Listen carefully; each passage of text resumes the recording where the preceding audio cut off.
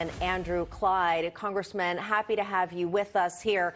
Does it matter that at the time that Twitter was doing this, they were a public company and lying about it? I mean, now since Elon Musk took over, they're private, but they were a publicly traded company at that time. Absolutely, it matters, and thank you for having me on. This shows that the government is colluding with big tech in order to silence the free speech of individuals. And it's such an egregious matter that this week I introduced a bill called the Free Speech Defense Act, and that bill would bring to the end the collusion between government and big tech, and it would allow free speech to once again be free. And it's absolutely unacceptable. The Supreme Court has a precedence that says you may not do indirectly what you are prohibited from doing directly, else the prohibition is null and void. And the government is prohibited from canceling free speech, from allowing or for disallowing citizens free speech. And when the government's involved, we have a serious problem. The First Amendment is alive and well. Yeah, talk about the government involvement. What do you see that reveals government involvement? Well, when you see the FBI having weekly meetings with Facebook, when you see, a portal being created with CISA, the Cybersecurity Infrastructure Security Agency, that allows the DNC, that allows certain liberal groups and the federal government to join together and cancel certain posts by conservatives, by pro-gun, by pro-life, by folks that don't agree with the Biden administration's policies, that's a serious issue. The government is prohibited by the First Amendment from engaging in censorship of free speech. And the White House maintains that they really had no connection to any groups on Twitter, and they're not going to comment on all of this, and everything is preposterous. That's what we're hearing essentially from the White House press secretary. But what we're seeing is that they actually were connected, not just during the Biden campaign, but also after he was elected. Is that what you're hearing as well?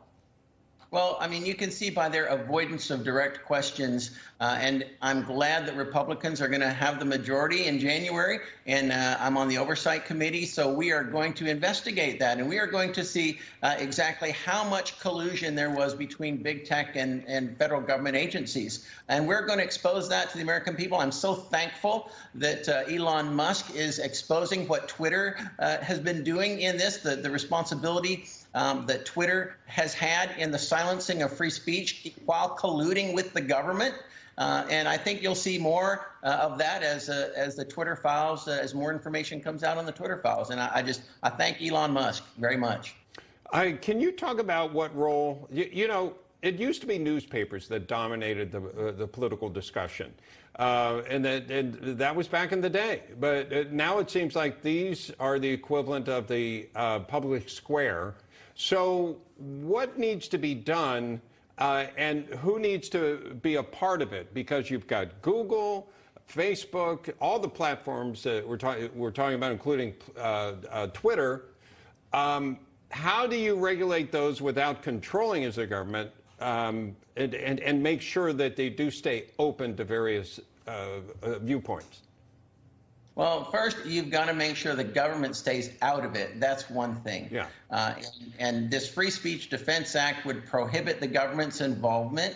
So I think that's a very important aspect of it, and I look forward to pushing that forward in the 118th Congress when Republicans have the majority. But then you also have the aspect that publishers have some liability for what they publish, and it seems that there's an exemption that those on the internet, like Facebook and Twitter and Instagram, et cetera, don't have that same liability. And I think that's something that Congress needs to look at and needs to level the playing field here so that these big tech companies who are now, as you said, taking over the public square, that they have that responsibility. And we need to look at that. All right, Congressman Andrew Clyde, thanks so much for being with us. Thank you.